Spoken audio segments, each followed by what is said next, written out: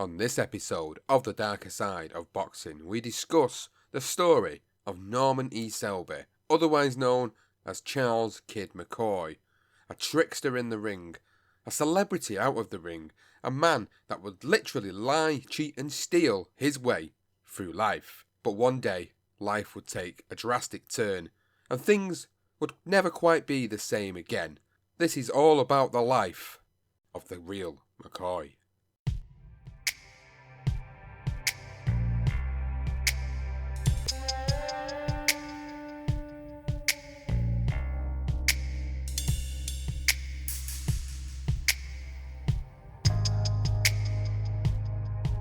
Fight fans, this is a compelling story that I'm really excited to be discussing with you today. Myself and Johnston have looked into the depths of what constitutes dark stories, true crime based stories for this series, and we've given you some of the most notable ones so far, but this one is probably one that not many people know about. It's a story about a fighter named Norman E. Selby, otherwise known as Charles Kid McCoy, and it's something that I really wanted to do for the Darker Side of Boxing, is present a story that not many people have really heard about. And this is one, honestly, I never heard about until we started doing the research for this episode and started having to find multiple sources to be able to put this episode together. And obviously it was difficult for us to do that, Johnson, but in doing the research for this episode, you learn so much about this particular fighter of not just yesteryear, but yesteryear, and learning about somebody who was regarded as such a great fighter in the ring, but he was also regarded as such a bastard outside of it. He really was, and it is, again, I mean, the fact that we've had to just trail the internet, find so many different sources, so many different articles, getting articles and from the New York Times was a great source, as well as there's about 4 or 5 articles. We will mention them. They're all brilliant and they all put together a great story. But so what we try to do is collate all of that information. All of them have different bits of story, parts of his life, and it was a matter of collecting all that information and then getting the information from Times, New York Times, and then making sure that the substance behind it, it's not just so much of a myth. There is a bit of accuracy there and a bit of fact to it. And the one thing about this guy, we're talking about the 18th century going into the early 19th century, the information is very scarce. So it was very hard for us to do it. But I believe we've put together a great, compelling story that does absolutely deserve to fit on the dark side of boxing. So we're going to talk about Norman E. Selby, and we're going to talk about the information we've sourced about his early life, and the suggestion is that he was probably born in the hamlet of Moscow, Indiana in October 1872 or possibly 1873 on a little farmland northwest of the town of Rushville before the family moved to Indianapolis when Norman was small. Now, he was one of 5 children raised by Francis and Emily Selby, but further information on young Norman Selby's upbringing is limited. We do know that before he left home at the age of either 13 or 16, his father actually told him, "Falsity's in your blood. Go and make yourself someone finer." We also now know that Emily, his mother, had actually been institutionalised years later with suicidal tendencies. Yeah, really interesting. I mean, there isn't much more on the family background, to be honest. We do know that he has a sister. We do know, he's got brothers and sisters. It's very limited, and the reason is because he changes his name and some other stories when he was a kid, when he decided to leave home, and this is what we're going to go into. And so there are many different stories as to how Norman Selby changed his name to Charles the Kid or Kid McCoy, and all of them are credible. Now, Tom Duquel, Sports Illustrator, suggested that he got his name from a struggling actor, or Pete McCoy, who was a friend of the celebrated heavyweight fighter at the time. It was John L. Sullivan, the first of that lineal heavyweight list moved from bare knuckle to gloved boxing, if you didn't know that. And another story, which has some substance, is an article written by Kelly Nicholson, and it's actually called The Curious Case of Norman Selby. And it was, again, another great read. Have a look. It's online. And what she wrote was, along the way, writers would ask the fighter how his McCoy label was originated. One answer was that he had seen a stage show featuring the exploits of two real-life safecrackers, Kid McCoy and Spike Hennessy. In the theatre lobby, he said he then later picked up for a dime novel on the crooks and was taken with McCoy's daring nature. Now, other sources have explained that he got his name from a tough guy that once worked as a butcher near the place where Norman grew up. His name was T.A. McCoy, and Boxrec actually wrote, there was a bully in town by the name of Conde, and Conde would frequently get drunk and beat up people for fun. One day, Conde was in McCoy's butcher shop, drunk and belligerent. McCoy ordered him out, but Conde refused.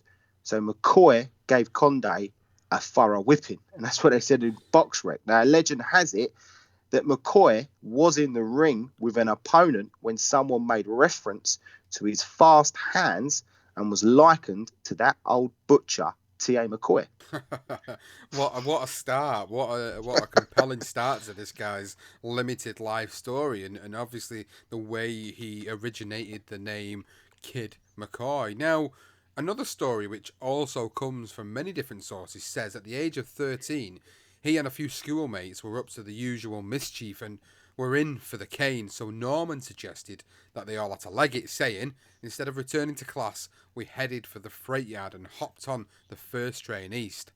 On the way to a station in Cincinnati, they passed a sign of some sort that read McCoy, and when they arrived, a policeman was waiting. Which one of you is Selby? He asked. Not me, mister, answered Norman. My name is Charlie McCoy. Now, as the others were being questioned, said the kid, he slipped off on a freight headed for Indianapolis and landed back home before anyone else. But that first taste of adventure, he would say, was all I needed. After that, I was never home. In fact, that's exactly what happened. He was never home. And this was the time when McCoy left home at that young age of 13 or 16. He was in his teens.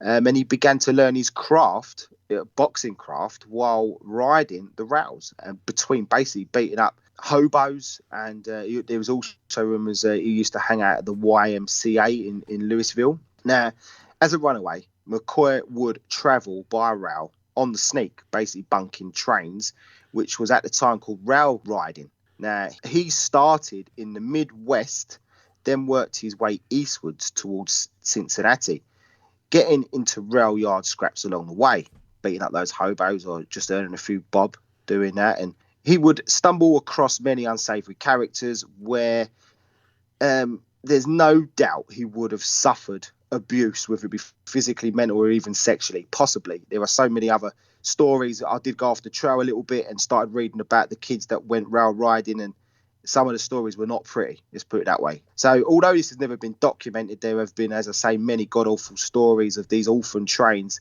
that operated between 1854 and 1929 that left thousands of children abandoned, abused and homeless. Now, there were also club-wielding guards who actually hounded these free riders, as they called them, at every stop.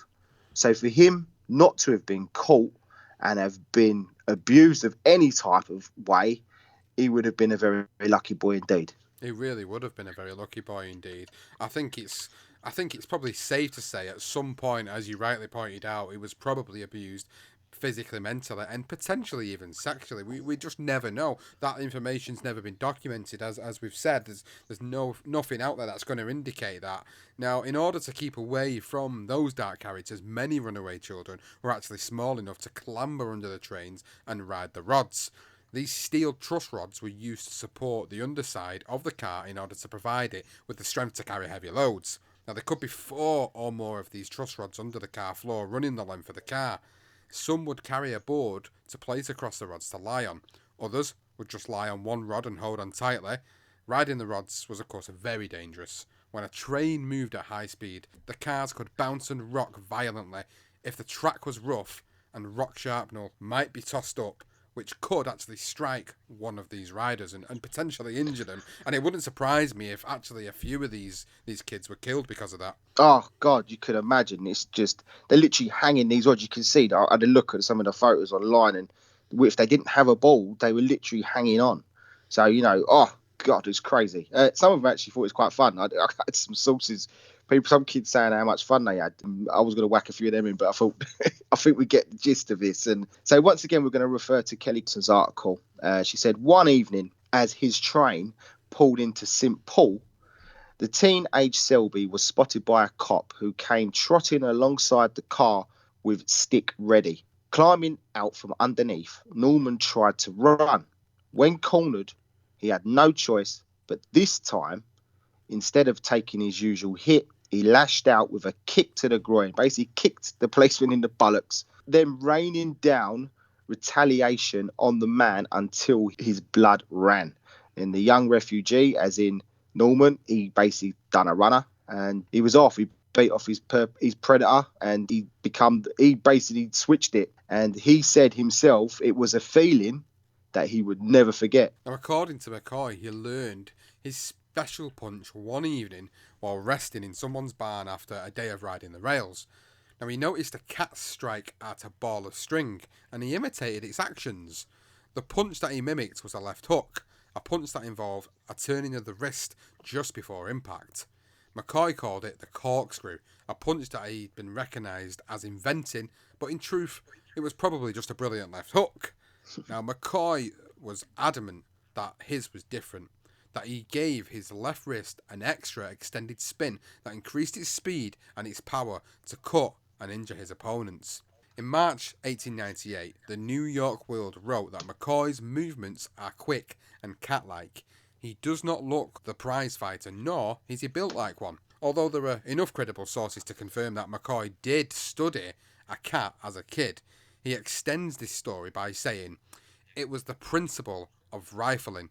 I learned it by studying a rifle in South Africa." Yeah, again, I mean, you've just got to just keep taking all these sources, and if some of them match, they're the ones that are right. And there was a couple that mentioned this cat thing. He loved the story, McCoy. He told a lot of them. So again, it's the fact of the time and the fact that he loved to tell stories, whether they were true or not, makes it a little bit harder to be 100% accurate with all this. But his boxing career did begin around this time. Now, during years of travelling those freight trains and fighting in the railway yards and just basically just trying to survive, he apparently acquired a job as a dishwasher at a restaurant when he was 18.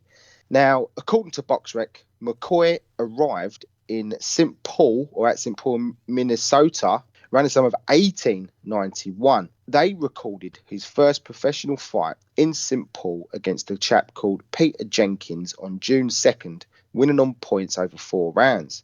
But there are other reports that suggest his professional bout was in Butte, Montana at the age of 17 against a guy called Charleston Yalla, and he earned $5 or $10.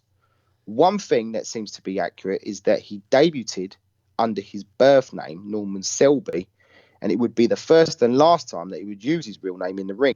Now, sporting pages describe McCoy as fast, strong, 5'10" and 3/4 inches with an astonishing reach of 76 inches.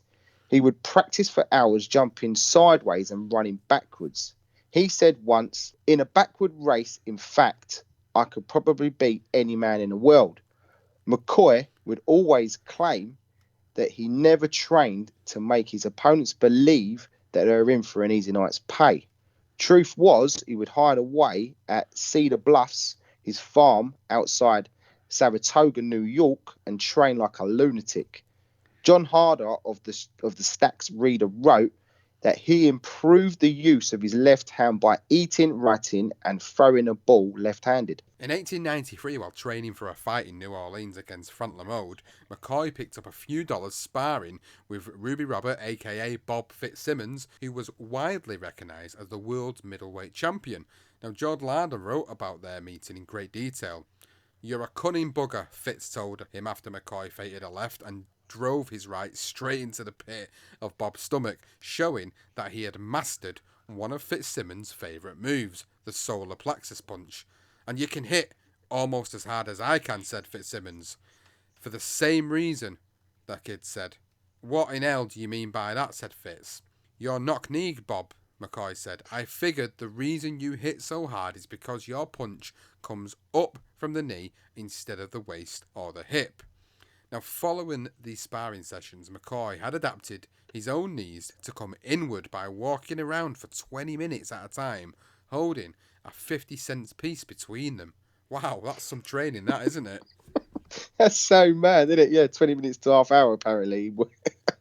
by literally watching Bob Fitzsimmons, because that solar plexus punches goes down as one of those in history that he invented it. So he coined the phrase as well. So McCoy obviously liked what you see and he adopted it. He was very good at that as well. He could study people and he could learn quickly. That's the one. I mean, God knows what he could have been if he had the chance. And now it is reported that Kidd's 11th professional fight was a draw that went to the 22nd round.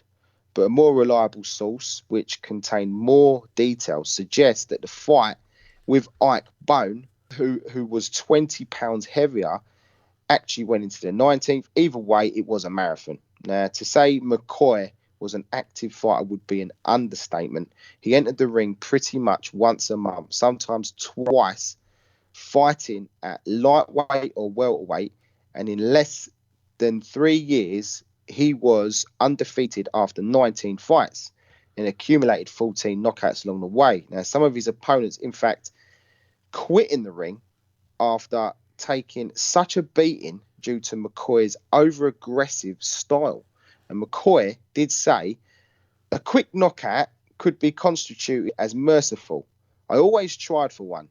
You never hear people squawk. If a clever quarterback pulls a fast one in a football game, why should it be any different in the ring? Now, McCoy actually lost his first fight by a first-round knockout, ironically, against Billy Steffers in Cleveland, Ohio, on May the 18th, 1894. Now, Cyber Boxing described the reason for the quick knockout, and they wrote, young and cocky, the kid thought so little of Steffers that he walked to the centre of the ring at the opening bell and stuck out his chin at his opponent. Big mistake. Billy caught McCoy on the point of the chin and ended it right then. A few months later, McCoy avenged that defeat after a more cautious approach, slicing his man to shreds with cutting jabs and stiff punches, reported Cyberboxing, to a 10-0 whitewash. In the summer of 1894, Tommy Ryan became the world welterweight champion with a 20-round win over mysterious Billy Smith.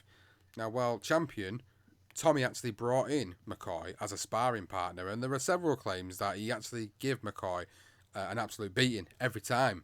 Now, to his credit, McCoy took his medicine while learning a few more tricks of the trade. Now, a problem arose when McCoy returned home late one night to discover he had not been paid and his lodging closed. So, McCoy recounted years later, I went into Considine's saloon where Ryan was spouting off as usual, and I told him my problem. In a loud voice he said, here's a dime, kid, go buy yourself some coffee and a roll. I hated him ever since, and when I walked out of that saloon with his dime in my hand, I swore I'd make him pay for it someday. Cracking story. And so McCoy, he was a handsome chap and a snappy dresser when he got a bit of money in his younger days. And the Nobel Prize winning poet and philosopher Maurice Maeterlinck actually saw him fight once in Europe, which we'll go into in a little while, when they became friends. He actually was quoted as saying he was the handsomest human on earth. McCoy also loved himself just as much as he loved the women. He once said, women are attracted to a fighter, but how can you promise to love a woman all your life? You change. The whole world changes. I'm sure he never told his first wife that line. And at the start of 1895, he married the unfortunate lady, Charlotte, a.k.a. Lottie Feeler. And she was a quiet Ohio girl who worked at a hat store. And it basically didn't last long. McCoy spoke of their separation, and he said, a few months after I married her, I met a burlesque queen who finished me as a married man. Lottie filed for a suit at the Hamilton County, Ohio, and because McCoy failed to show up for the court date, she was awarded the divorce on February 21st, 1898, and that was his first wife. Now, on April the 19th, 1895, while fighting at welterweight in Boston, Jack Wilkes was shot by McCoy's condition as he made his entrance to the ring. The kid's face was white as a sheet with dark shadows under his eyes, and he was coughing repeatedly. Many sources have described the action as follows. As they clinched in the first round, McCoy whispered, Take it easy, will you, Jack? I think I'm dying, but I need the money. Wilkes obliged, and he actually carried McCoy as they moved into the second round. That was until McCoy had a coughing fit. Now, some sources suggest that Wilkes dropped his hands to help McCoy up, while others report that his coughing hand suddenly snapped out and pushed Wilkes' guard aside. Either way, the sly McCoy landed an almighty whack on the chin of his opponent and knocked him unconscious. What that sneaky little toe rag did was use talcum powder on his face, a black pencil for his eyes, and the fake cough came from either dime novels, quite possibly the one he purchased by the thief Kid McCoy, or, as he would say sometime after, it was mastered after seeing it in a ward during a goodwill visit of a Philadelphia hospital. Wilkes, of course, should have known better when it came to McCoy's stunts, because only a month earlier he had managed to turn a fight in his favour against the dangerous Australian Billy Shadow Maber, who fought in the States. Maber was quoted as saying, "That bloody trickster," after they met in Memphis. As one of their 10 rounds approached the end, Maber heard a strong, clear voice say, "The bell has rung, go to your corner."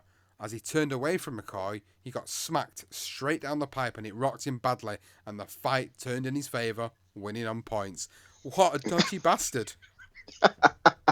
Oh dear, it's hilarious, isn't it? He takes any advantage, it doesn't matter how. The funny thing was, he was actually a talented fighter. There was no need to be doing these tricks, but I suppose he wanted it done quickly. But that Shadow Maber, what was he thinking? If you hear someone say the bells run, go to your corner, I mean, he must have got his seconds to do that and shut that. But I mean, this is it. This is what he's about. And there's so many more stories. He was an absolute trickster and a sneaky little bastard. And so 1 month later, at the same venue, McCoy fought a guy called Dick O'Brien to a draw over 25 rounds. Boston Morning Journal's report said McCoy went down on the floor a couple of times, but it was because he slipped and fell, not from any knockdowns. A non-local wire reported that McCoy was floored 3 times in the 12th and almost actually put to sleep, but he survived and managed to get the draw. So 5 months after this epic 25 rounder, McCoy took the month-long boat trip to London, England, to fight English guy Ted White, who was 29-7, at the National Sporting Club in Covent Garden on November 25th, 1895. Now, although fought at middleweight, Ted White was actually an ex-amateur heavyweight champion, but remarkably only weighed 152 pounds. Then the Sporting Life described the action in great detail, but here are the closing action from the report. And it says, starting the 10th round, each looked determined, but White was the stronger, and getting left and right home on the face and neck sent McCoy back towards the ropes. The latter tried to stop the rushes from the Englishman, but was unable to do so. And White, scoring very fast right up to the finish, gained a very popular decision, and the verdict was obviously a points win for the Englishman. Now, McCoy was back in America by January 1896 and was no longer Tommy Ryan's sparring partner, leaving his camp on good terms but with a long-term plan of gaining revenge in place. Now, before leaving for England, he told Ryan that he was skint, he was dying of consumption and needed money for doctor bills, citing heart problems. Now, during a sparring session, he asked him to go lightly on him and not to hit him in the chest. "It makes me sick, Mr. Ryan, and it gives me a sharp pain that scares me. I wouldn't fight if I didn't have to." Upon his return to the US, McCoy managed to convince the undefeated Tommy Ryan, who was 34-0-7, to fight him just for the money. Now, at the Maspeth in New York Athletic Club on March 2nd, 1896, for a $5,000 sum, once it was officially announced, McCoy got to work by hiring heavyweight Steve O'Donnell as a sparring partner, where they went hell for leather and went road running every morning to get himself in peak condition. Now, by some accounts, he was well muscled at 158 pounds, while Ryan weighed in at 145 and hadn't bothered training in his mind because he was just basically going to carry poor Charlie McCoy and they would basically both get paid handsomely. He was plotting this, obviously a trickster in the ring, and he's plotting this long trick here, and he's got in Ryan's head, and Ryan obviously, I believe, I think it was at one point he thought it was going to be an exhibition, and then it changed into the last few weeks. He realised he had to do a bit more training, but then obviously thinking McCoy's not well, it's still going to be an easy night. According to Kelly Nicholson, McCoy went to see Ryan while in his dressing room before the fight on the night. And he said, ready for a damn good beating. And basically, Ryan was absolutely speechless at his condition, but still felt confident of whipping his old sparring partner, as he had beaten him many times, and he still felt that he had this heart problem. So it was actually during the intros that Ryan slapped McCoy on the back and yelled to the crowd, "All he knows, I taught him."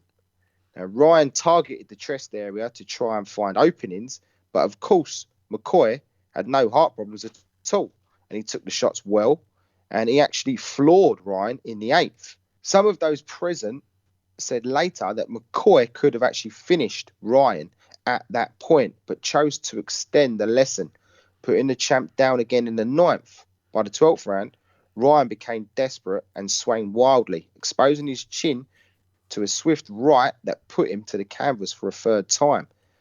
McCoy amazed the audience with his composure and punching power, taking complete control from then on, and as Cyberboxing wrote, battered him cruelly, until he eventually knocked him out in the 15th round of a scheduled 20 to win the world welterweight crown.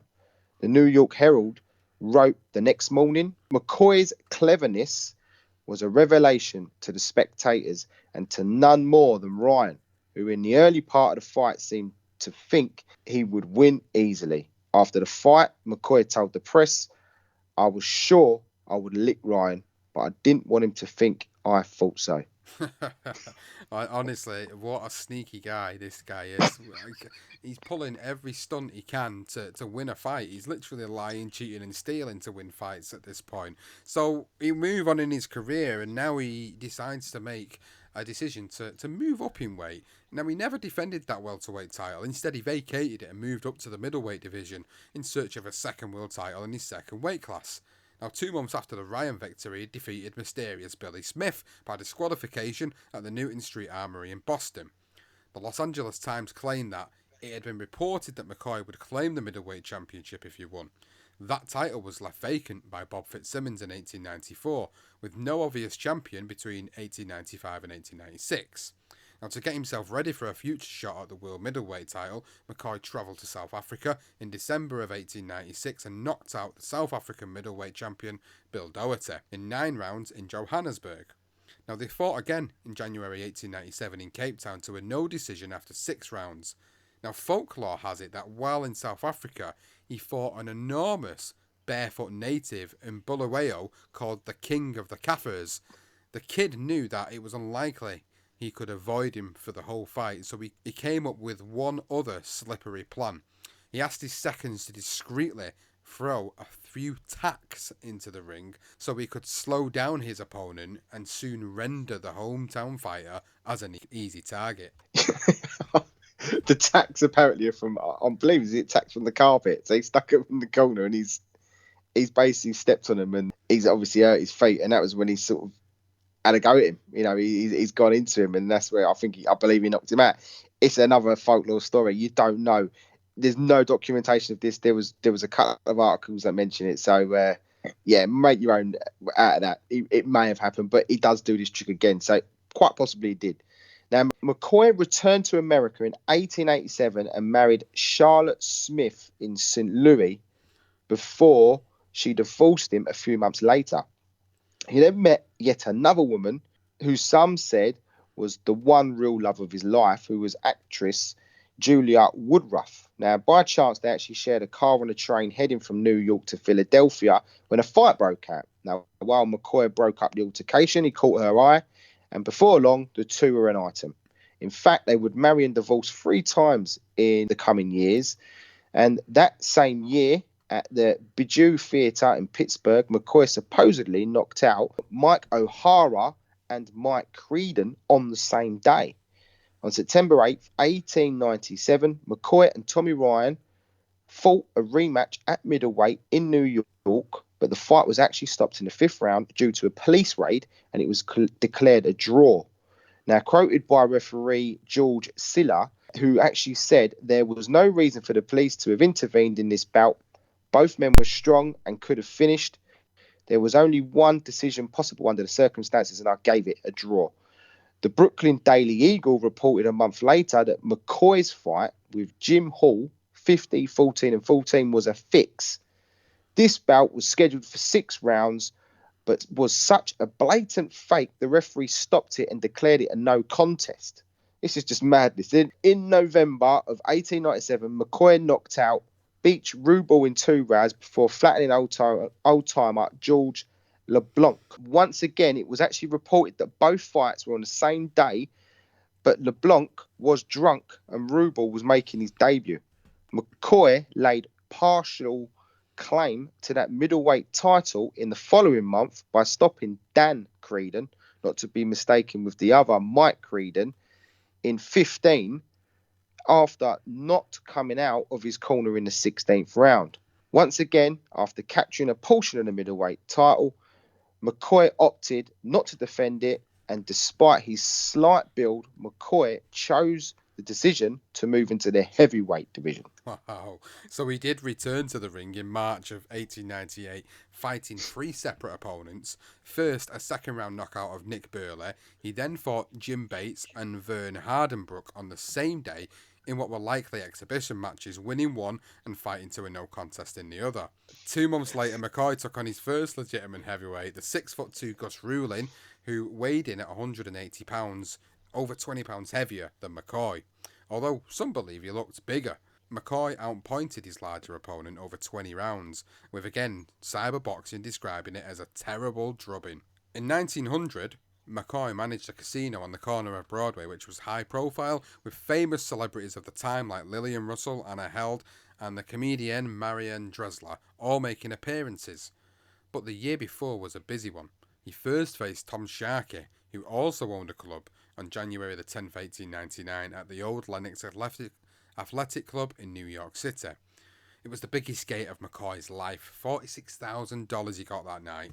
McCoy and Sharkey were the same height, but that was the only comparison you could give, with Sharkey looking the beefier of the two.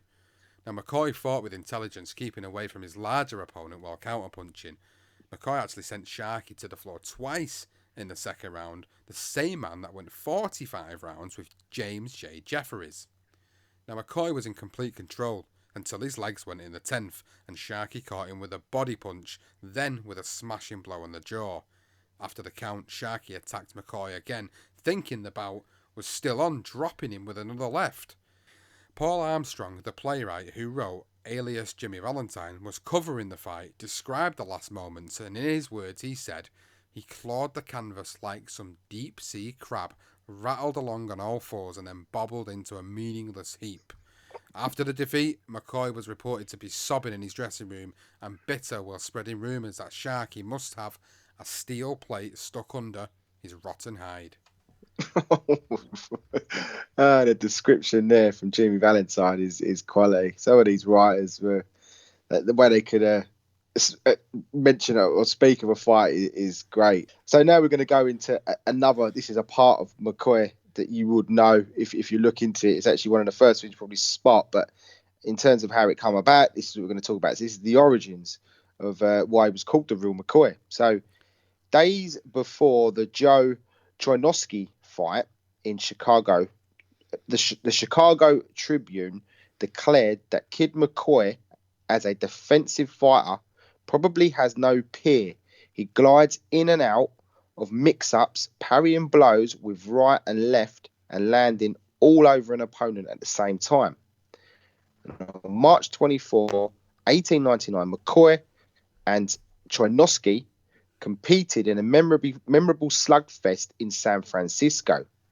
During the battle, McCoy suffered a broken nose, 3 broken ribs, and was put on his ass 16 times.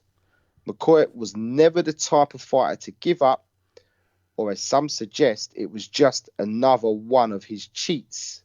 Either way, McCoy was losing the fight until the final 20th round, when he knocks out Troinosky. A press headline the next day read, "Troinosky is beaten by the real McCoy."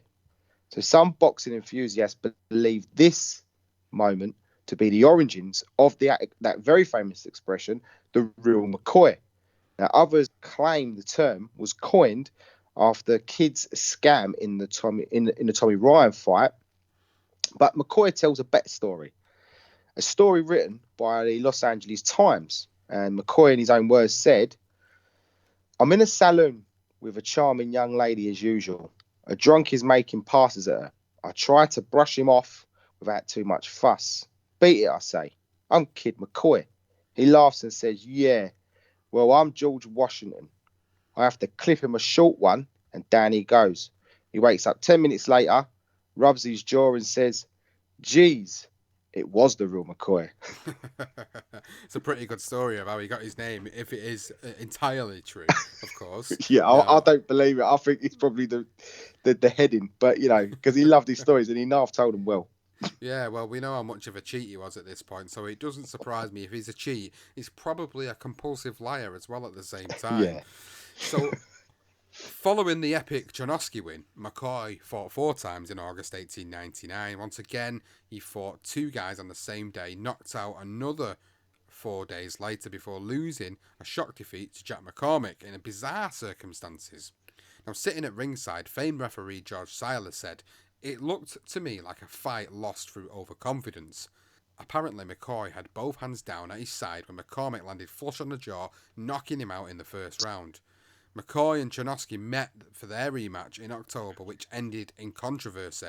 The Boston Globe reported, amid cries of fake, referee Hogan announced both had agreed to a draw if no knockout at the end of 6 rounds. Now, on New Year's Day of 1900, McCoy added another victim to his already impressive resume when he took on the veteran Peter Maher, a tremendous Irish heavyweight who had given Bob Fitzsimmons a tough fight for 12 rounds a few years earlier. Now, Maher was put down in the first and second before McCoy ended in the 5th round of a scheduled 25. 11 days later, McCoy stopped Janosky in their rubber match in Brooklyn, and the Associated Press wrote, "A right-hand swing to the jaw by McCoy landed just as the bell sounded to end the 3rd round, and Janosky was knocked out cold." Wow, incredible stories. And in May, McCoy knocked out Dan Creedon. And 11 days after that, he boxed 6 modest rounds with Tommy Ryan. Originally ruled for McCall, but decision was it ended in a draw. It was basically changed. Afterward, McCoy opened a health farm near Saratoga, near his farmland, to serve both as a business and as a personal retreat from the fight scene. Now, Nigel Collins, a boxing writer for ESPN, and author of the book Boxing Babylon and former editor-in-chief of the Ring magazine, said, Kidd was very instrumental in popularizing boxing both in this country and abroad. His reputation was that of a guy who pulled a lot of tricks.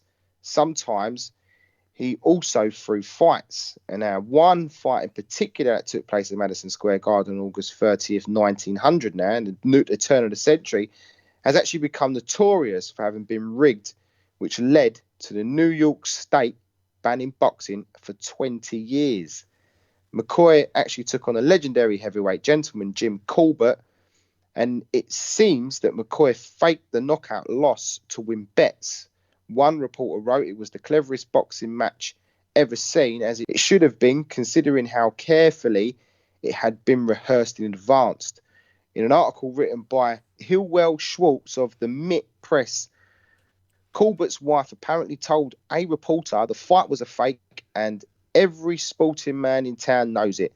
McCoy did not train knowing Colbert was to lie down. Half an hour before the fight, Colbert refused to lie down and gave the kid the double cross.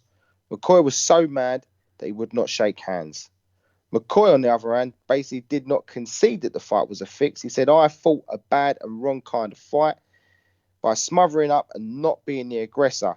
The hard punch in the stomach, a spot where it does not take a very hard punch to incapacitate one from being able to fight for a few seconds, allowed to recover.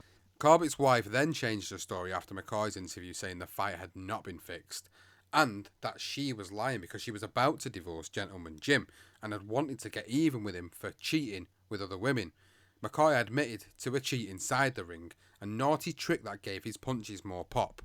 I used to douse my bandages with alcohol before putting the gloves on. The alcohol would evaporate, leaving a slight residue of gum on the wrap, and when the substance dried, it gave him more whack in his punch.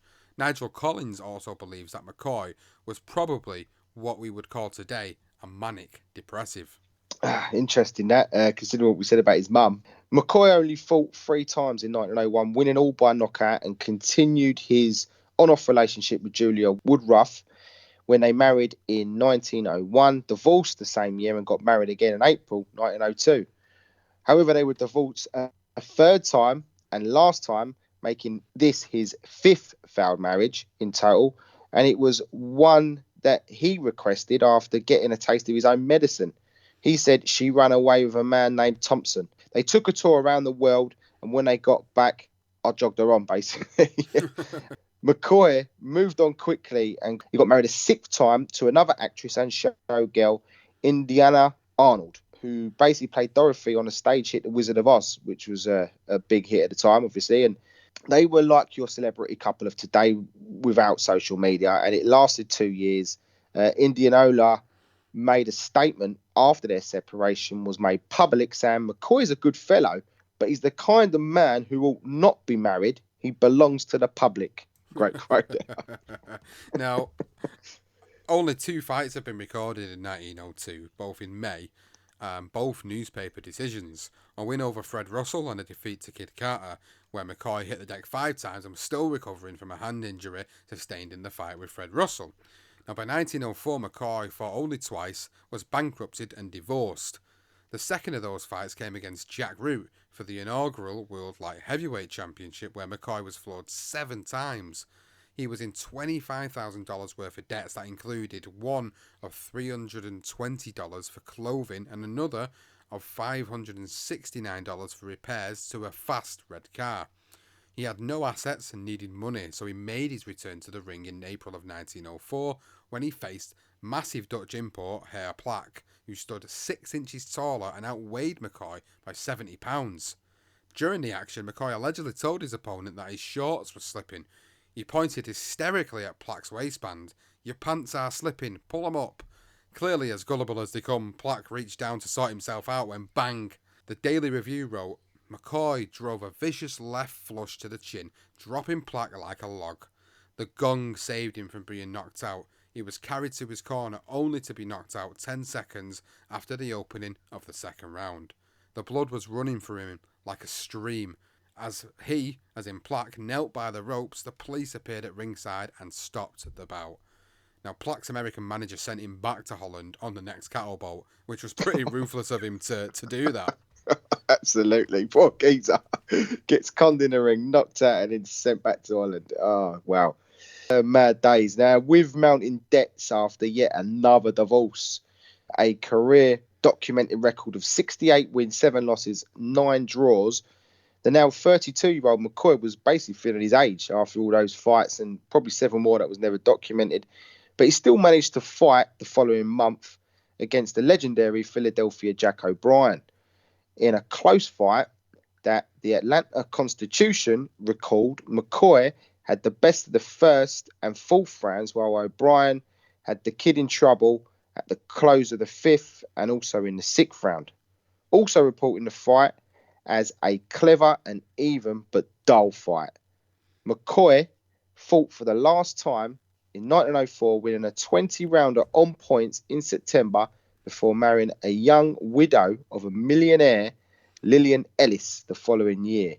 Now, Edward Ellis had died, leaving his wife more than $7 million. On the morning they announced their engagement, McCoy remembered, "Before I could get my shoes on that day, the phone had rung 100 times and 100 friends had touched me for $1 million. Mrs. Ellis told the press, "I know I'm not getting any angel, but I'm satisfied." McCoy recited a wedding poem that indicated that he was through with boxing and making only one return to the ring in 1905 before taking a 3-year boxing hiatus. By 1906, now being referred to as his original name of Norman Selby, He was the head of a firm of diamond dealers, possibly, by the sounds of it, smugglers.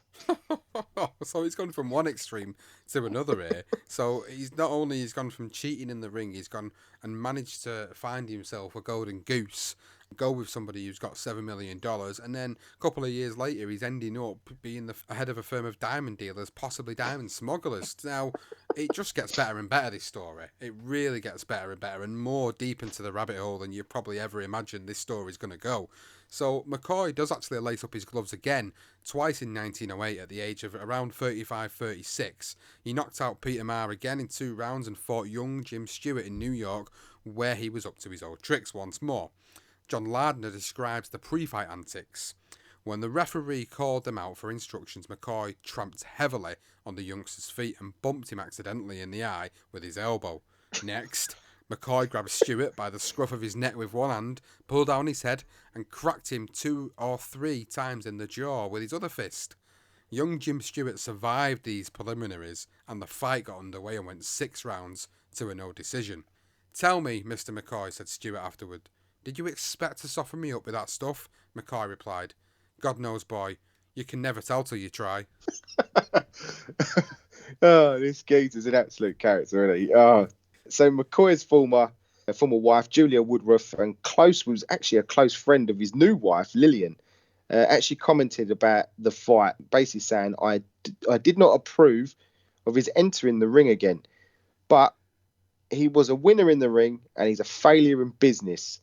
Basically, she was right. McCoy unopened those 2 jewelry stores, which was probably had some sort of smuggling involved, and organised a nationwide detective agency in collaboration with a former New York City policeman under his birth name, Norman Selby.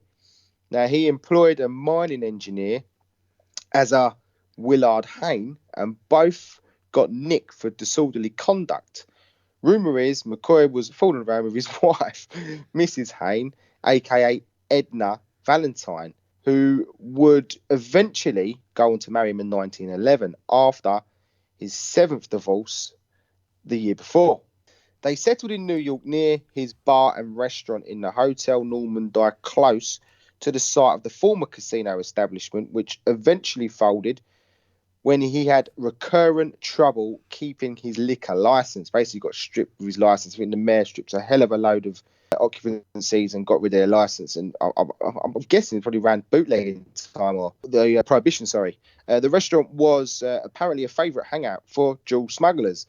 McCoy then retreated to his hunting trips in Canada, where he actually had another fight and he knocked out a guy called Bob Day in Toronto, and eventually decided to sail to Europe. So now he decides to move to Paris, and he landed in France, and he stayed at the Matelinix Estates, and he bought a villa in Nice, then moved on to Ostend in Belgium, residing at the Palace Hotel Resort.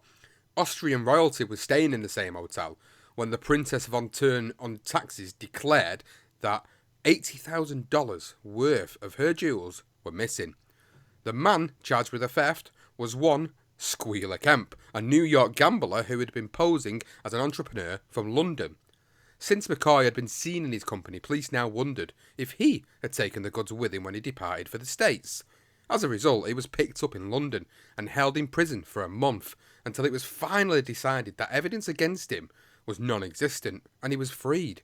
Now, his wife, Edna Valentine, appealed to the American embassy, declaring that her husband is a victim of the Belgian police who are seeking to force him to testify against the alleged jewel thieves. Now, he continued to live in Paris and he fought 3 times, winning 1 by knockout and 2 on points before retiring from boxing for good, finally, in January of 1912.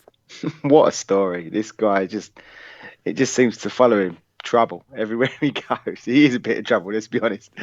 Yeah, crazy time for him in Paris. But in McCoy's last documented fight, at the age of about 40, as you say, the last fight, which ended up being in January 1912, he met a British seaman called Petty Officer Matthew Curran. It was scheduled for 20 rounds in Nice. So he's still in France, forgive me, at this time, before he jets back to the States. And John Larder once again writes the tale of this fight.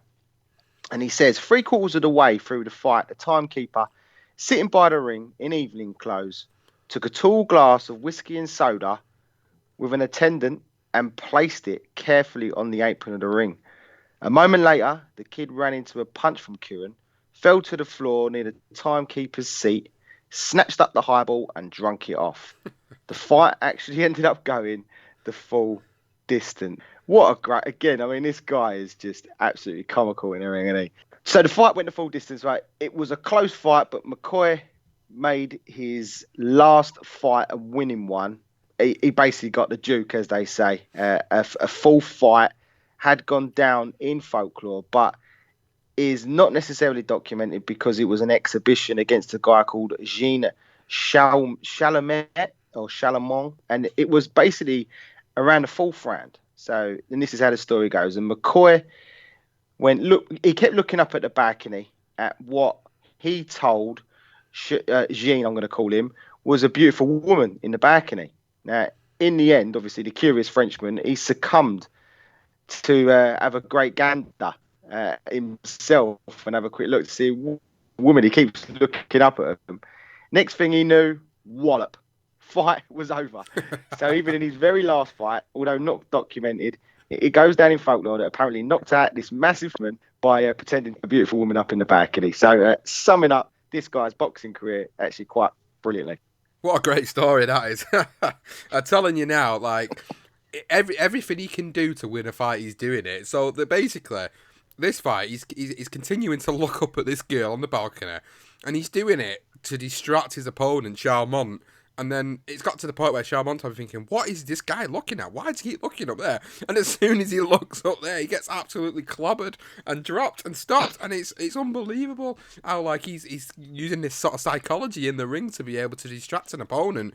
It's honestly crazy. What a guy. An absolute rum bugger. So, of course, at this point, he's got his retirement.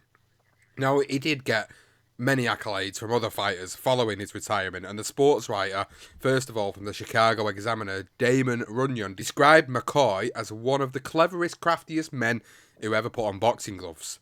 James J. Corbett said he was a marvel, a genius of scientific fighting. Now, by the reckoning of Philadelphia Jack O'Brien, he was vicious, fast, and almost impossible to beat. Marshall Stillman, the author of Great Fighters and Boxers, wrote, he had a wonderfully quick left hand and a powerful straight right. McCoy was at the height of science, and his left hand the best in the ring he had ever seen. Wow, I mean, some fantastic accolades there for him as a fighter, and by the sounds of it, you know, he was a little bit far ahead. He was scientific in terms of the way he would approach fights. He would fight on the outside or the inside. He could mix it up a little bit, and that beautiful left hook. I mean, he seemed like by what you read, this guy had tremendous ability. It just makes you wonder why he had to do so many tricks in the ring. I mean, although they're hilarious, some of them are absolutely amazing stories. What a guy. So this is it. Boxing finished. So in retirement. Now, it was during his retirement that McCoy actually ran a gymnasium in New York, and he had a rather unusual way of teaching his young students. Now, he said once to a new pupil one day, "Who's that came in with you?" And as the pupil turned to look, McCoy knocked him down, give him a sneaky little punch. And then he said, "That's your first lesson. Never trust anybody." This geezer's amazing.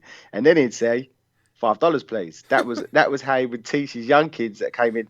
Apparently, it is something that happened. Many sources say that he did this. Back to his romance life and what he gets up to outside. McCoy actually divorced Edna in 1917 before enlisting in the National Guards. He then done service under General John O'Brien as part of the effort against the Mexican leader Francisco Pancho Villa. When America entered the Great War, he was made a recruiting sergeant, but spent most of his time on the home front, mostly as a boxing instructor, which is something this is World War One. We hear these stories in World War Two, and his duties consisted of giving boxing lessons and exhibitions. Now, it was D.W. Griffin who offered McCoy a chance at a new career after the fighter's discharge. He spent time in Hollywood working on occasions as an extra on small panto westerns, and Griffin also got himself a part as a cool detective investigating a jewel heist, which was called The House of Glass. So he's moving into the Hollywood scene there. How ironic is that? A jewel heist in the House of Ain't Glass it after he just? was accused of stealing jewels in Belgium not too many years before. Quite ironic, that one.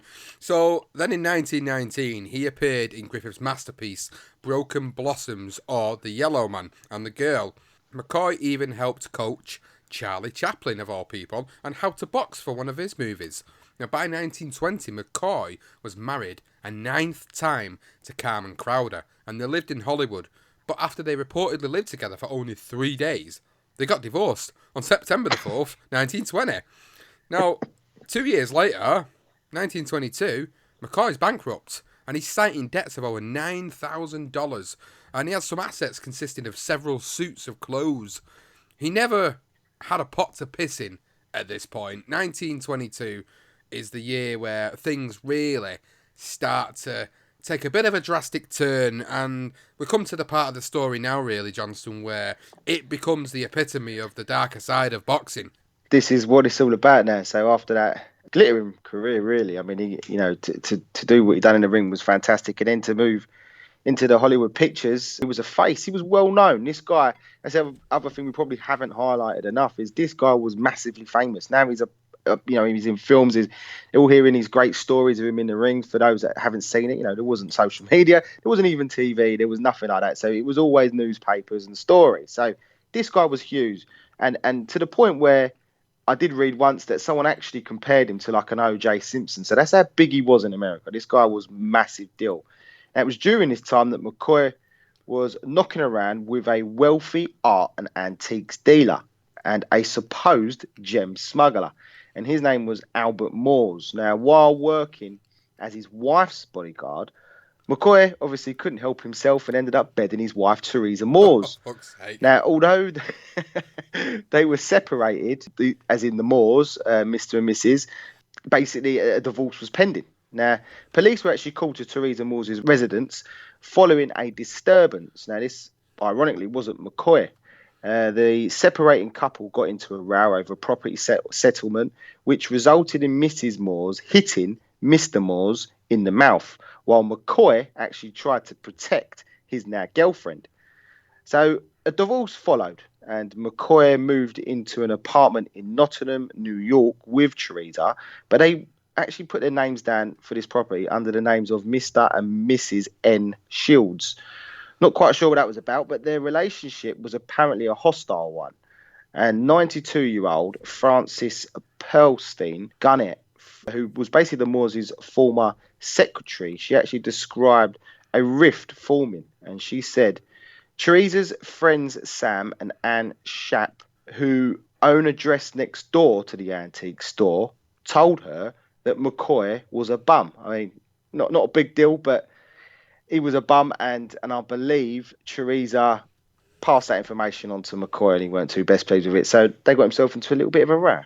Yeah, certainly. He's getting himself involved in situations that are just going to make life a little bit worse for him. And remember, at this part, as we said earlier, he's bankrupt. So he's basically going to do anything he can to get with somebody who's going to be able to help him live the way he wants to live.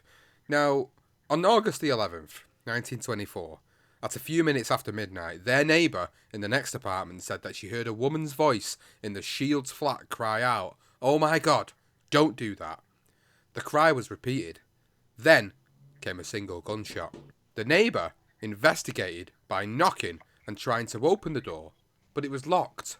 Another version of events came from Mrs. Ivor Martin, who was living underneath McCall and Mrs. Moores, and she heard the same words, "Oh my God, don't do that," 3 times in a woman's voice shortly before midnight.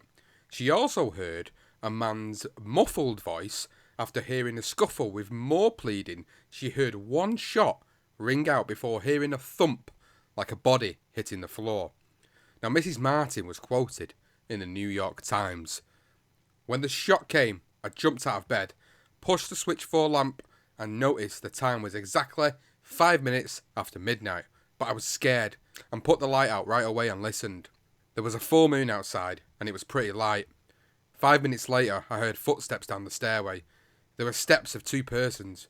They crashed through the back door. I ran to my kitchen window and distinctly heard running feet over the concrete in the backyard. I was still listening to these footsteps when I heard someone through the other window, right in front of me and only a few feet away outside. Mrs. Martin described what she saw. It was a hatless man crawling on hands and knees towards the street. I was half paralysed with terror. When he got past my window, he straightened and staggered against the back archway and stood still facing me. I shall never forget that sight. She then gave a description of the man she's referring to. He was all slumped, sort of in a heap. He was a thickish man, about 5 feet 9 inches, heavy chested with a heavy waistline. I could not get a good look at his face. He seemed drunk or entirely unnerved. Then he staggered to the street and I heard a car driving away. Wow, that is a great description from Mrs. Martin, and yeah, this is in the New York Times. You know, this is a what she gave to him. So I mean, it must have been so eerie that the way she describes the moonlight and seeing this guy sort of staggering around, hearing the footsteps, the slump above her. You know, you get in the gist of where we're going with this, and basically someone's probably dead. So after giving her a statement to the police, she was actually asked to identify the culprit who they held in custody. Now that man, obviously, that suspect was a certain McCoy. And after taking a long, hard look, she categorically said it was not him. Now, interestingly, to add another spin to this, Albert Moores, who was never brought in to testify when the case went to court, had actually hired 2 private detectives to locate his wife's whereabouts because he didn't know where they were. So the police at this time, they theorised that Mrs. Martin may have seen either Mr. Moores or one of the detectives in the moonlight. Wow, that is certainly a conspiracy theory, if I've ever heard one. It really is. Initially, you start to feel like this is straight away McCoy, but then this further information comes to light and it's just changing your opinion, isn't it, straight away? Now, straight away. It wasn't until after 10 a.m. on the 12th of August that the janitor found Teresa lying dead on the floor of the bedroom. She had been shot once in the left temple with a .32 pistol resting nearby. A photograph of Charles Kidd McCoy had been placed over her breast, along with a clearly visible suicide note signed Norman Selby, leaving his estate to his mother. Now, the crime scene raised some more questions, but police speculated that Moores and the kid might have entered some sort of suicide pact. Mr. and Mrs. Moore's secretary Frances recalled her version of events as the only surviving witness, giving her account to the Los Angeles Times, and this is what they printed. On August the 12th, 1924, McCoy came home drunk. When Teresa told him what her friends thought of him, he knocked her teeth out, stabbed her, and shot her in the head. Wow. So that was France's account of things to the LA Times. Now, the next morning of when Teresa's, now obviously she's dead, there is McCoy wasn't in the building. They didn't arrest McCoy. He wasn't there. It was no one there. It was just the janitor seeing him in the morning. So the next day, on August 12th, 1924, McCoy was highly intoxicated and went looking for Mr. Moores. He travelled to his antique store and held the shop manager at gunpoint, along with the 19-year-old or then 19-year-old Francis, the former secretary, and several customers, shouting, "Nobody ever loved anyone like I love Tess. I'll go to the electric chair for her." He stuffed money into the suit of a customer who confessed to carrying no cash, had 2 other men stripped to their shorts, and shot William Ross in the leg as he tried to escape.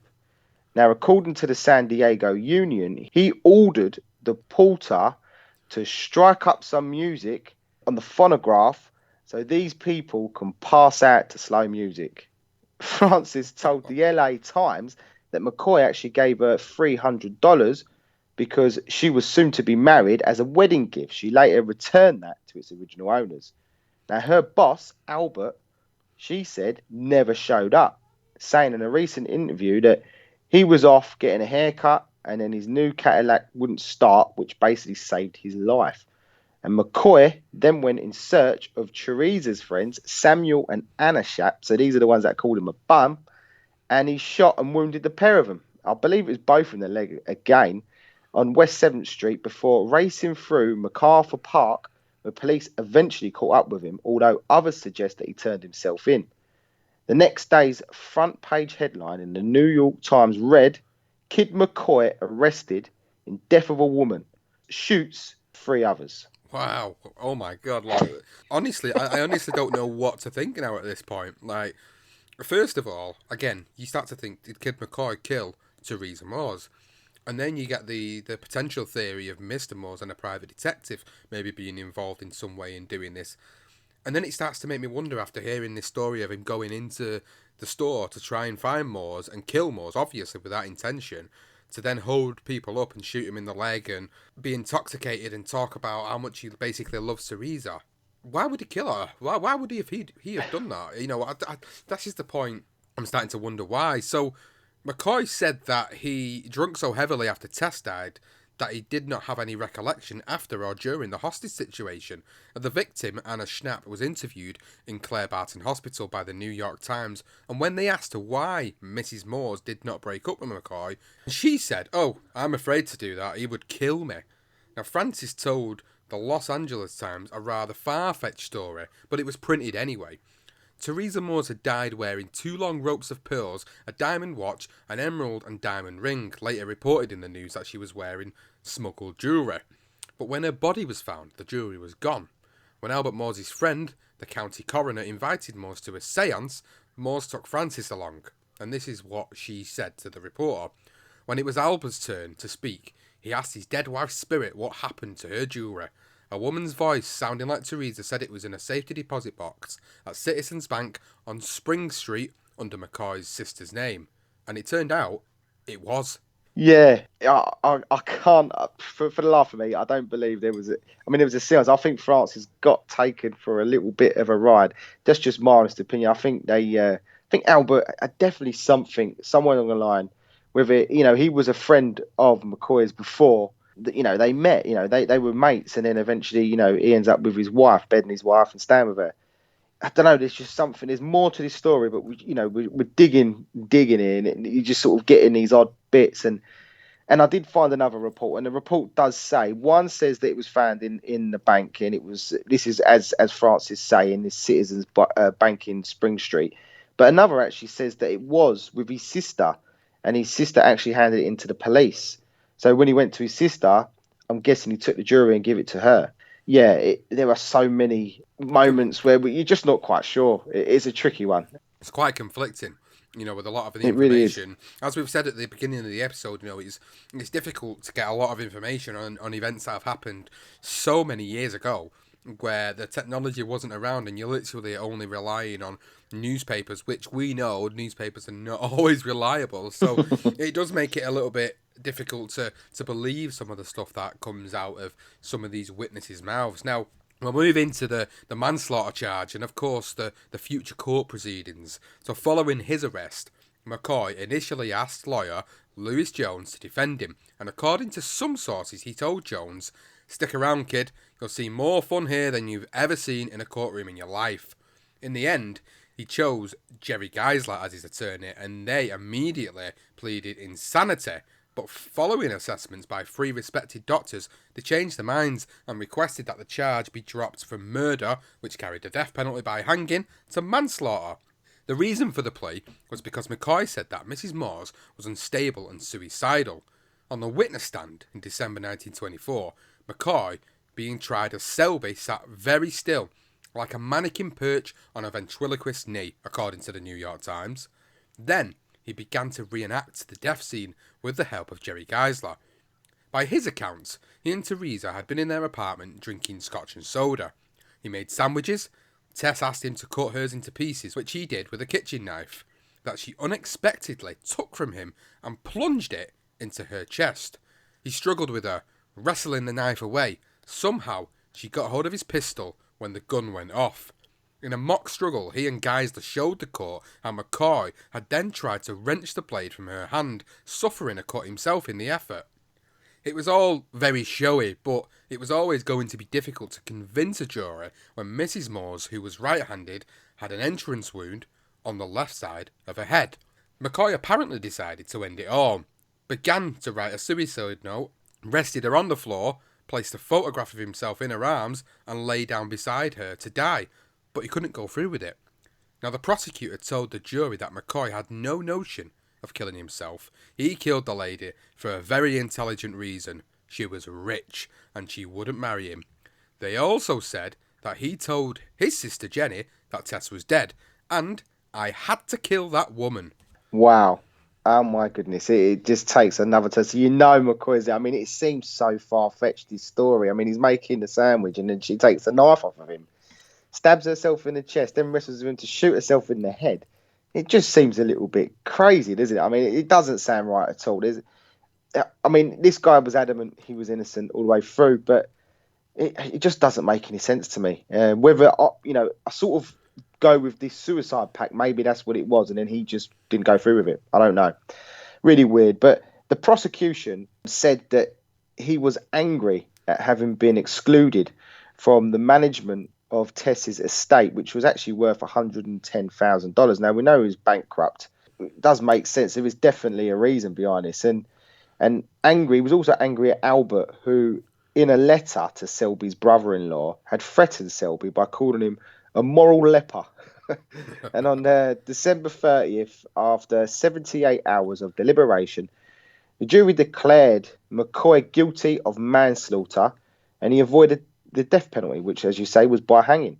Now, there were 12 jurors, in all, 10 men and 2 women. It was one of the female jurors actually told the New York Times, and this is what she said: it would have been impossible to hang McCoy. He's not the type of man that hangs. And absolutely brilliant. Now, McCoy was actually finally sentenced to a total of 48 years in prison, which was later reduced to 24 years. It was 10 years for manslaughter and 2 terms of 7 years each for the robbery and the mayhem in the antique shop, hold-up and 3 shootings, and a total of 24 years. So he apparently burst into tears and declared his innocence and the injustice of the verdict. And, well, at a ripe age of 52 years old, it appeared he would reside there for the rest of his life. I suppose at this point now, we've got to sort of discuss, what do we honestly think about this now? Hearing the facts and information that we've been able to put together for the episode, do you honestly think that he killed her? Do you think that all the shit that he did, all the tricks that he pulled in the ring, do you honestly think he was capable of committing murder? Judging by that story he told and the reenactment he did in the courtroom, I honestly think he committed the murder and he wanted the money. He had motive for doing it because he was bankrupt and she had all the money, and he knew if she was gone and he was married to her, he could get the money, but she wouldn't marry him. So there's a reason straight away there why you think, you know what, fuck this, I'm just having done with her. I can get with that. I really do. I mean, when you sort of hear the stories beforehand, it's difficult for you to imagine him as a murderer. Because some of the stories are great, but considering his childhood, considering the fact he's in debt, it was difficult. It was a hard time. He didn't want he couldn't be in a situation he had no money. The movies had dried up. They weren't interested because as you said, I mean, he was only he tended to play a part of a guy that was a boxer that was involved in some sort of heist. So that was all he was good for. So he needed the money, and when you think about it, it makes sense, doesn't it? I mean, and the fact that his sister, she never actually comes out and says that he never said these things. They don't even ask her into the courtroom either, which is interesting. They refer to his sister as his sister. They don't actually mention her name, Jenny, which apparently in the court of law wasn't right at the time, and they actually got pulled up for that, and it was a part of the retrial process. For me personally, cut a long story short, I think he did do it, and I think the suicide pact is possible, but I'm with you. I think he just shot her. Maybe it went a bit wrong, and then he stabbed her. She was dying and thought I'd just shoot her in the head of the way. I don't know. It was crazy. She was obviously a little bit unhinged in a way from the stories you read, but still, there's no reason to kill someone. So I do think he did do it. So we move into his prison years now. On April the 11th, 1925, the former champion entered the gates of the state penitentiary of San Quentin as an inmate and was assigned to work in the infamous jute mill. Now, the mill was a large building filled with weaving machines to make burlap bags for the farmers of the San Joaquin Valley. Almost every day, McCoy would receive packages of sweets and letters, some with money from around the world. The who's who of Hollywood would actually come to prison by ferry to visit him, including celebrities at the time such as Al Jolson, Sophie Tucker, and Lionel Barrymore. The letter McCoy treasured above all was one from James Corbett that described him as being a good fellow at heart and urged all to lend him a helping hand. Now, in an article written by retired William Bill Lellis of the Chief Larkspur Fire Department, he researched some brilliant information during the McCoy prison years. San Quentin was about to create chain gangs to work the highways and roads of California, and when asked if he wanted to work on one, McCoy jumped at the chance to get out of the jute mill. Now, the chain gang that he served on was working on the roads near San Simeon in Central California when a single-engine plane crashed into the hillside nearby. Now, without hesitation, Kid McCoy ran to the crash site and rescued the pilot from the plane, saving his life. Now, when the gang returned to the confines of the San Quentin, the warden and his staff recognised his heroic action actually by offering him the job of being the information officer, i.e. a tour guide, for all the new inmates. In a bizarre turn of events, one of those inmates was Asa Keys, the Los Angeles district attorney who had prosecuted him.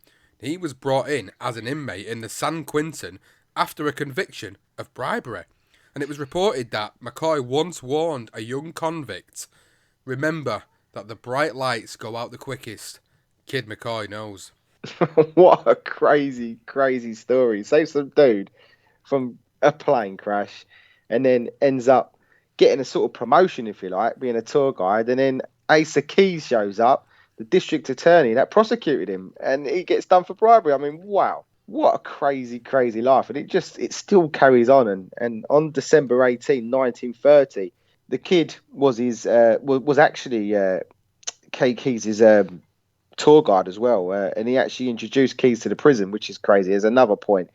But on November 10, 1928, it was a couple of years before 1930 when Keys arrived in prison, it was reported that Kid McCoy was appointed fire chief. 3 years later, he witnessed a boat overturn on Lake Michigan with 7 family members aboard. McCoy rushed into the water and rescued 5 children, repeatedly diving in to pull each child to safety, but their parents did not survive. For his action, the state of Michigan wanted to present him a Medal of Bravery, but he refused the honour. McCoy went before the parole board but did not get approved because he had no job to go to once he was released. Now, following his act of bravery, there was actually a campaign, and it was actually a campaign that was went by the name of Free McCoy, and it was actually supported by politicians and actors alike. Now, petitions circulating in all major cities soon had the names of some of the most influential people in the country. 4 state governors, a dozen members of Congress, numerous city mayors, and even the Vice President Charles Curtis joined in on the cause. In the end, McCoy was eventually paroled on July 20, 1932, several months shy of his 60th birthday. The terms of his parole kept him close to Detroit for 5 years before becoming totally free in 1937. He used to say he had been paroled, but it was really just the formal ending of his parole. And he went on to work for the Ford Motor Company in Detroit as head of security. Wow! Oh my God, that's crazy, isn't it? Like these stories Wow. that we tell about individuals in boxing that have gone on to commit murder usually have some sort of grisly demise. They don't usually go on to get to this situation where he actually only spent 8 years in prison out of a 24-year sentence, and because of the heroic actions. I mean, do them heroic actions bring back a bit of redemption for what he's done to Reza Moores? I mean, I don't think it ever really would go anywhere near that for the people of that family member, but of course the fact that he did go out there and help people and save other people's lives was kind of him trying to redeem himself, and the fact that he had all these. He was a likable guy. That's the thing that we keep forgetting about it. Well, we tell the darker side of the stuff that he did. to everybody else around him, he was obviously a very likable guy. The fact that he had so much sway from different people, from different politicians, from even the Vice President of the United States of America, wanting to get him out of prison early because of what he's done whilst being in prison. They obviously felt he had redeemed himself from the murder that he'd committed. Yeah, it's crazy story because you think, I mean, he has murdered someone. He's in prison for murder. Although even then, it's not nothing concrete. But I think from the evidence that we've managed to produce, I think it's pretty clear that he did do it. And then to then save a guy from a plane crash, and then the overturned boat and saving 5 kids, it's sort of, you're right. That's basically what it is. He ends up serving 7 years, 8 years, and he gets paroled. I mean, every time he sort of does something, and he was a perfect inmate. Never ever got himself into any trouble with anyone. People respected him because of who he was. He was a star, and I think that's probably half of it. That's the swing of it. He's getting letters from Colbert. He's getting Hollywood stars meeting him. I mean, he probably had friends. He was probably mates with a prison guard. So it doesn't surprise me in that day and age that sometimes if you've got that celebrity status, you get a little bit of leeway. Now, after prison, McCoy married Sue Cobb Cowley for the 10th and final time in 1938, his 8th marriage all in all. He told the Columbus Journal, "All but one of my wives married Kid McCoy, the other, the first, as in Lottie, married Norman Selby." Now, he lived a quiet, contented life thereafter, though he was said to lapse periodically into depression. Again, George Lardner wrote about one last crazy incident that happened at the beginning of 1940. Now, he was driving along a road in Wayne County, Michigan, when his car had a slight collision with a truck. The drivers got out, and the trucker actually came at McCoy, shouting abuse. "I'm a little hard of hearing, Mac," McCoy said, cupping his hand to his ear. The trucker brought his chin close to his ear to make his point clearly, and McCoy, whipping his hand 6 inches upwards, knocked him out cold. Oh, God's sake. This guy, he makes me laugh. On April the 18th, 1940, McCoy checked into the Hotel Tulare in Detroit. Now, he left a wake-up call for 10 o'clock the next morning, and then he went into his room. An assistant manager actually discovered a body then, along with cash and a suicide note. Now, the hotel manager and the unseen detective stood looking down at the man on the bed, who had killed himself during the night by taking sleeping pills. The manager said, "Norman Selby," it says on the note, and Selby was how he checked in. "Wasn't that his right name?" The detective replied, "It was his right name, but he was also McCoy, the real McCoy." Well, he had enough. April 18th, 1940, he decided to take his own life by taking some sleeping pills, and obviously that body that they discovered was the real McCoy, or Norman Selby. Not quite sure. It's a really weird one because he seemed to have settled down. He had that great success, and then he had disaster with the murder, and then he comes out of prison, and it all seems to be going okay for him. But in the end, he decided he's going to call it a day. And the actual suicide note, this is the note that you can find as well. This is all over the internet. The one thing you will find with Kid McCoy, and this is his suicide note. He said, "To whom it may concern, for the last 8 years, I have wanted to help humanity, especially the youngsters who do not know nature's law. That is the proper carriage of the body, the right way to eat, etc." And then it says, "To all my dear friends, I wish you all the best of luck. Sorry I could not endure the world's madness. The best to all." Signed, Norman Selby. He also had, "P.S. In my pocket you will find $17.75. In another note, I think there's 3 notes in all. I think this one note that I just read there is in 2. And then this is the other 3rd note, which basically asked the paymaster of the Ford Motor Company to turn over his wages that was due to him to his wife. So, yeah, that is it. That was the end of Kid McCoy. Wow, honestly, I never expected this story to end with him committing suicide. I'll be totally honest. I honestly thought, we'd be getting a semi sort of weird happy ending, in the sense that, he's kind of redeemed himself like he did, and he was able to go on and actually live a little bit of a half decent life before the end. But the fact that he then goes on to take his own life in 1940, And the ironic part about it is the fact that he says, "I've left this money in my pocket." What's that money for? Is that because he was that skint at the time, and that's literally all he had to his name? We just don't know, and it just leaves more questions than it does answers, to be honest. But he obviously had enough. How old was he at this point? What, 60 years of age, weren't he? 60 years old at this point, and he clearly had enough of the life. And the note sort of suggested that it was the end, really. He'd had enough of what had been going on. It just seemed to indicate that he's had his time, and now he wants to take his own time, or he wants to go out on his terms. And that's kind of the interpretation I get from reading that note. Now, we're just going to go into a little, basically, roundup of Kid McCoy's life and sort of the aftermath of what this meant for his legacy. When he spent them final years out of prison, he was working on an autobiography which was never completed, and it was titled Life Jabs Back. I would have loved to have actually read that biography if that would have been finished. I would have loved to have read something like that, because I'm pretty sure some of the stories we've pulled out for this episode, there probably would have been another 20 or 30 in there. That probably would have been even better, and it would have been fantastic if we would have been able to have completed that. Some writers of that particular era referred to McCoy as the Dr. Jekyll and Mr. Hyde of the boxing ring. That is bang on. Dr. Jekyll and Mr. Hyde is exactly what it was of the boxing ring, wasn't it? Fantastic analogy there. Exactly what he was. Now, Time magazine recalled the fighters' champagne suppers at Delmonico's, the carpet taxi dumped into the ring to agonise a barefoot opponent in South Africa, nightlife in Paris, and the Los Angeles Times began its obituary. The real McCoy is no more. Yeah, and this guy is just, the stories are unbelievable, and I'm sure there's plenty more out there, but what we've managed, it's unbelievable. You could make a movie. This is basically a film.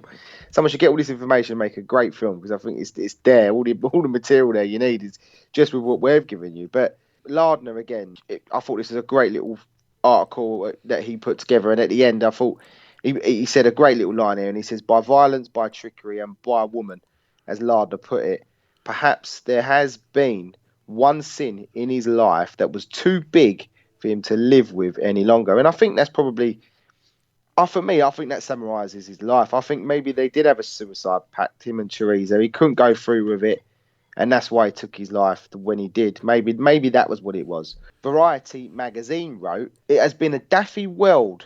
He had been a convict, social lion, saloon porter, hero of short story classics, dishwasher, owner of the New York jewelry store and nightclub, a bankrupt film actor, auto racer, confidant of Maurice Maeterlinck, and in recent years, a Ford employee." That sums up part of his life. There's a hell of a lot more in there. Another great summary there from Variety magazine. So Norman Kid McCoy Selby is buried at the Whitechapel Memorial in Park Cemetery in Troy, Michigan. If anyone is in Michigan listening, that's where he's buried. Maybe you're going to have a look if you want. What a colourful character, though, Sean. I'm lost for words with this story. I honestly believe this could be a movie, without a shadow. I would love to watch this as a movie. I really would love to watch Norman Selby, Kid McCoy's life, as a movie, because I think, what we've put together here is probably scratching the surface of a lot of the stories that are probably not even out there. And maybe there is a way of getting access to them. Maybe that unfinished autobiography is somewhere in the world. Maybe there's some pages of his diary that he maybe kept. We don't know. We wasn't able to find any more than what we was able to source story-wise for this episode. So it's intriguing. And if, obviously, after listening to this, you think you got any other information that you'd love to share with us, please do, because we would love to hear it. Because, obviously, with stories like this, with fighters, of what, 100 years ago, we're talking about a guy over 100 years ago here. We're talking about a guy's life over 100 years ago, relying upon certain bits of information to be able to put together this type of a story for you guys to listen to. So if you do think there's any other information that you can source that would be good to sort of add as an addendum for this episode, then please let us know, because we would love to hear it, because this is a story I had absolutely no clue about at the beginning of the episode. And going through the course of the episode, we've learned about a guy who's literally epitomised lie, cheat and steal. He's just done every aspect of it, but in some respects, he kind of redeems himself at the end. And when you talked about the fact that he took his life, the one theory you kind of brought up there was the fact that when he talked about that suicide pact that he had, or he said he had with Theresa Moore's, maybe that was the reason. Maybe that was the ultimate sin, as John Lardner wrote. Maybe that was the one sin that was too big to burden for him. That's why maybe he took his life. Maybe he couldn't do it anymore. Maybe that was it. We'll never know. But it kind of makes sense if that was the case. And the stuff that he did to redeem himself by saving people's lives, and maybe that was a way of trying to suppress them feelings, and eventually he kind of succumbed to them. Honestly, it begs belief as to what the motives were behind everything that he did in later life. But one thing's for sure, he was a bit of a bastard inside and outside of the ring. But some parts of me actually feel like he did a lot of good. He did a lot of things that were good in his life, as well as being that bit of a bastard. But what a story, man. What an absolute story this has been. Oh, it really has. It's just when I as you say, with Kid McCoy, he was a guy that I stumbled through when you're looking through your boxing archives and just reading stories about like Harry Grebs and whether it be Sam Langford, etc. And Kid McCoy was a guy that just sort of popped up through Corbett and it was just a name that you see. And then I read about him and I knew that he killed his girlfriend at the time. That was all I ever knew. So knowing all this information has been brilliant. And numerous articles. I mean, shouts out to all those people. We've mentioned them all there, but the Stax Reader, the Mit Press, Los Angeles Times, the New York Times, obviously, Sports Illustrated from the Vault. They've got 2 articles on there. There's loads of other great articles out there about, we've mentioned most of them. Just a shout out to those in particular because they're fantastic.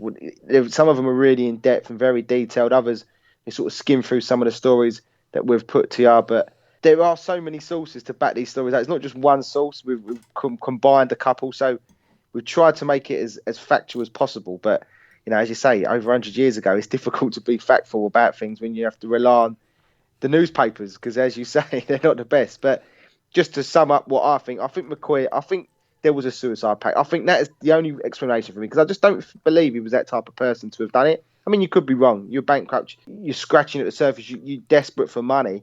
It could have been a row that went wrong. But I think by putting the picture down and beginning to write his suicide note, he actually had Norman Selby next to her body. And then he got himself drunk, probably because he couldn't go through with it. Bit like, probably in their head, like a Romeo and Juliet scenario. And it went wrong. And then in the end, at 60 odd years old, he decided enough's enough. I'm going to finally take my own life. Maybe that's what it was. I think for me, that's how I'd like to look at it because all the stories are part of Kid McCoy has just been epic. And what a great story. I hope we've done it justice. And hopefully, as you say, if there's any more information, if anyone knows anything, send it our way. We'd love to know. Absolutely. Well, fight fans, if you've really enjoyed this episode as much as we have, please leave a comment on the post on Twitter at darker_side_pod. Drop us a DM. Let us know what you think about it. Drop us a post on the Facebook page, the BTR Boxing Podcast Network. Let us know what you think of it. If you really enjoyed it and you'd like us to do more of these more obscure stories, then please let us know because we'll certainly go out there and dig all these types of stories about the darker side of boxing up for you and bring him to the episode. We've done a lot of high profile ones over the course of the last 6 months, and now I think it's time to try and bring more of these obscure ones to yourselves, and we've really thoroughly enjoyed doing this one. So please let us know what you think about the episode. Now, if you've not already rated and reviewed us on Apple Podcasts and you're an Apple Podcast user, please go and do that. It really does help get the word of mouth out there and get people to see what the dark side of boxing is all about. A true crime based boxing podcast. I mean, true crime and boxing, 2 of our favourite things going together. You really can't beat it. Fight fans, if you've not become a patron yet and you want to check us out on patreon.com, please do so. You can find us at BTR Boxing Podcast Network on patreon.com. Please go and check out all the tiers that are available there to provide support to the podcast, which gives you exclusive membership benefits of doing so, including early access to these episodes before general release. So if you're so excited to get these episodes and get them listened to, whether you're in work or whether you're traveling, you can get them early. You can get them a few days earlier by being a patron. Or if you wanted to, you could even commission an episode across the network by becoming a patron. There's many benefits of being a patron. Please go and check out patreon.com/BTR Boxing Podcast Network. We hope you have enjoyed this episode, The Life and Times of Kid McCoy, Norman Selby.